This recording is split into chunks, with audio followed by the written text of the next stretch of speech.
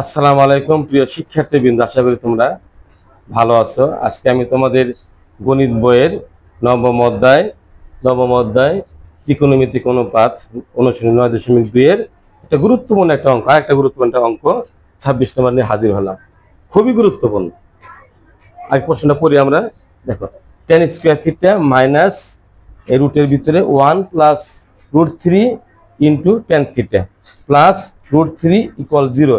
এখানে তো সমজাতীয় আছে, তাহলে কোনো টেনশন নাই, আছে নাই, সমজাতীয় আছে। এখানে tan থিটা, এখানে কি tan থিটা, তাহলে এখন এই tan স্কয়ার থিটাকে সূত্র ভাঙাবো এই চিন্তা করার কোনো প্রয়োজন নাই, আছে নাই। এখন কাজটা কি, আমাদের কি কাজ করতে হবে? এই যে মাঝখানে একটা বাধা আছে, সেই বাধাকে আমাদের ব্র্যাকেটটা উঠিয়ে দেব। উঠিয়ে দিতে হলে এই tan থিটা যাবে 1 এর সাথে, আবার tan থিটা যাবে √3 এর সাথে যাবে। কিন্তু আবার যেহেতু এই ব্র্যাকেটের আগে মাইনাস চিহ্ন আছে, এই মাইনাস চিহ্নের কারণে ভিতরে চিহ্ন পরিবর্তন হবে, যোগ থাকলে বিয়োগ, বিয়োগ থাকলে যোগ। এখন √3 চিহ্ন কি, প্লাস 1 এর চিহ্ন কি, নাই মানে কি প্লাস ব্র্যাকেটের ভিতরে, তাহলে প্লাস মাইনাসে মাইনাস, প্লাস মাইনাসে মাইনাস।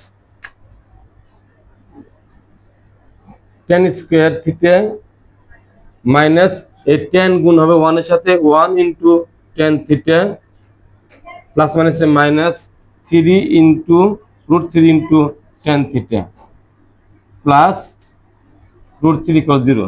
আবার খেয়াল করো কি করলাম এখানে আমরা, যে এই প্লাস মাইনাসে মাইনাস 1, আবার tan থিটা গুণ হবে 1 এর সাথে tan থিটা প্লাস মাইনাসে মাইনাস √3, এটা tan থিটা গুণ হবে কি √3 এর সাথে। কিন্তু আমরা এখানে এইটা দিব না, এইটা আমরা কি ইনটুটা দেব, 1 ও দেব না। ঠিক আছে, হয়ে গেল গা। এখন কাজ কি, এই জোড়া আমরা উৎপাদককে বলা হয় এই গণিতের প্রাণ।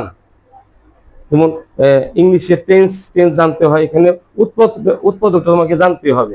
তাহলে এখানে কি করা যায় বলো দেখি, মাইনাসের আগে tan স্কয়ার থিটা, মাইনাসের পরে tan থিটা, আবার এখানে প্লাসের আগে √3, প্লাসের পরে √3। তাহলে কমন মানে কি, যেটা যায় উভয়ের ভিতরে আছে। তাহলে এখানে পদ হচ্ছে 4টা, 1টা 2টা 3টা 4টা, পদ কটা 4টা। তাহলে আমাদের কমন যাবে জোড়ায় জোড়ায়, কি যাবে জোড়ায় জোড়ায়। কি কমন যায় তাহলে বলো দেখি, tan থিটা কমন নাও। এখন আমি কিন্তু বলেছিলাম, কিন্তু মনে আছে কিনা, এটা ভাগ করলে কি হয়, নিচে ভাগ দাও, 2টা ছিল, একটা চলে গেল, আর একটা থাকে মাইনাস, তাহলে 1। এখন √3 একটা √3 কমন নাও, ভাগ করলে tan থিটা, এই মাইনাসের কারণে এই প্লাসটা মাইনাস, তাহলে ভাগ করলে √3 কে √3 দিয়ে ভাগ করলে কি হয় 1, তাহলে 1 দিয়ে দিলাম, ইকুয়াল 0। এখন কাজ কি, মাইনাসের আগে tan থিটা -1, মাইনাসের পরেও tan থিটা -1, এটা কমন যায়। তাহলে বাদে কি থাকে, tan থিটা, হ্যাঁ tan থিটা -1 থাকে কত, tan থিটা -√3 ইকুয়াল 0। এখন আমরা জানি এই পর্যায়ে যদি কখনো দুই বা ততোধিক রাশির গুণফল শূন্য হয়, তবে এরা পৃথক পৃথক ভাবে কি হবে, শূন্য হবে।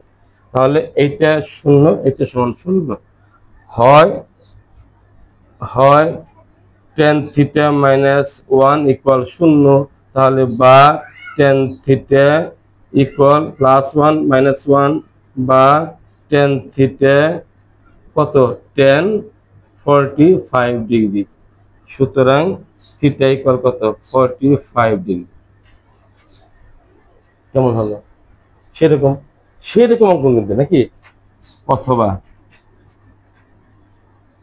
অথবা tan থিটা -√3 ইকুয়াল 0, বা tan থিটা ইকুয়াল √3, বা tan থিটা কত, tan 60 ডিগ্রি, বা না, সুতরাং দিই, সুতরাং থিটা ইকুয়াল 60 ডিগ্রি।